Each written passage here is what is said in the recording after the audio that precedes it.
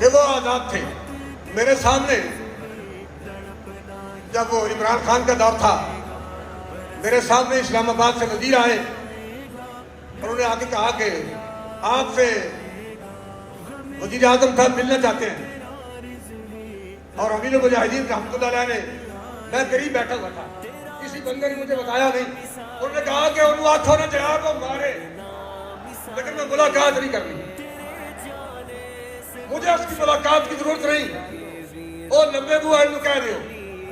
وہ وزیر صاحب نے کہا نہیں جناب ساڈا وزیر اعظم ہے. انہوں نے کہا بھائی تہاڈا وزیر اعظم ہوئے گا لیکن میں ملاقات نہیں کرنا چاہتا.